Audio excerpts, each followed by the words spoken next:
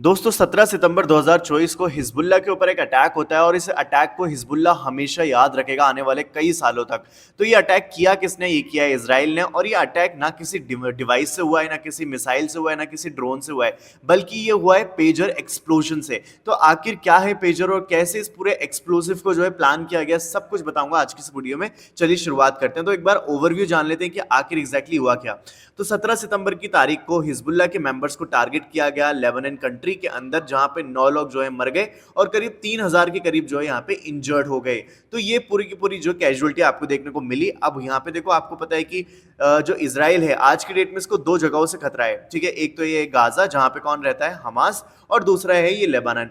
यहाँ पे इजराइल ने हमास के ऊपर काफी बड़ा कंट्रोल पा लिया है, इनफैक्ट काफी ज्यादा साफ कर दिया है यहाँ पे हमास को। लेकिन दूसरी ओर जो लेबनान है ये कंटिन्यूअसली क्या करते रहते हैं, अटैक करते रहते हैं। इजराइल भी क्या करता है, अटैक करता रहता है इनके ऊपर, काउंटर अटैक। और दोनों के बीच में जो टर्मोइल है वो चलती ही रहती है। तो अभी रिसेंटली दोनों के बीच में ये चीज देखी गई। अब देखो यहाँ पे अटैक कैसे हुआ, एक्सप्लोजन कैसे हुआ, वो जान लेते हैं।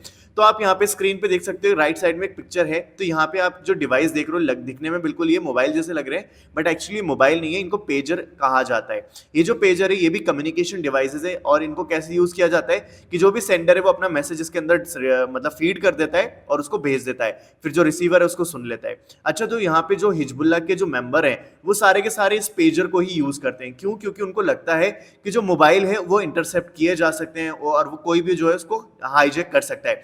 तो इसी पर्पस की वजह से, सेफ्टी पर्पस की वजह से, जो वहां के लोग हैं वो ज्यादातर इस टाइप के डिवाइसेस को यूज करते हैं। और स्पेशली कौन? जो हिजबुल्लाह के मेंबर्स हैं वो।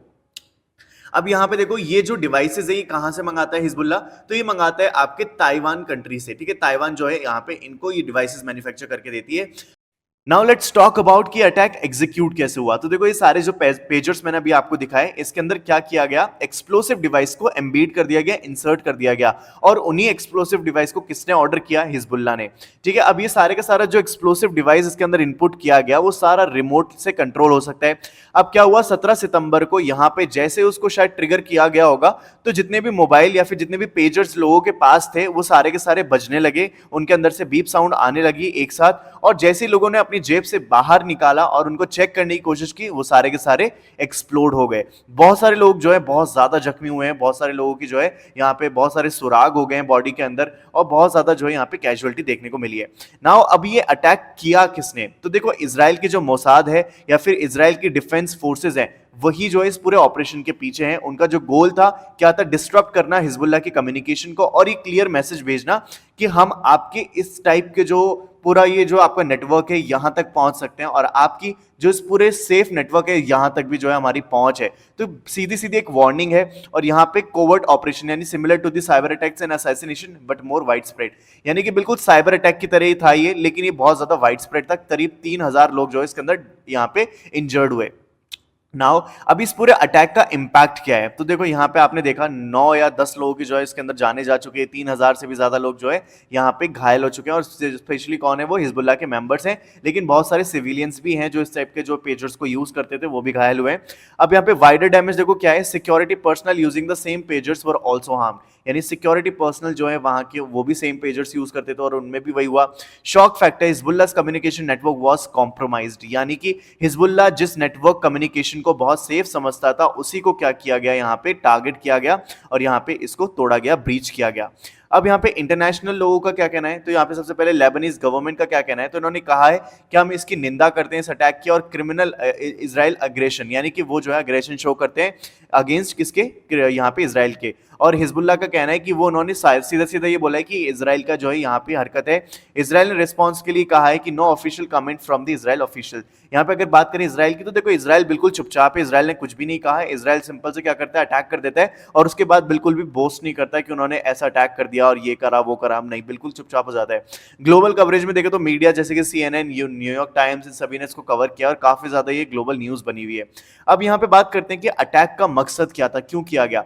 तो जैसा मैंने आपको बताया कि एक सिंबॉलिक मैसेज देना है, वार्निंग देना, जो कि ये बताना चाहता है कि देखो हम कहीं पर भी कभी भी पहुंच सकते हैं और जिस चीज को आप सेफ समझते हो वहां तक भी हम जो है आराम से पहुंच सकते हैं। स्ट्रेटेजिक इंपैक्ट यानी कि undermine Hezbollah's ability to communicate securely, यानी कि ये भी दिखाना कि जिसको आप इतने टाइम से सेफ समझ रहे थे हम उसको भी ब्रीच कर सकते हैं।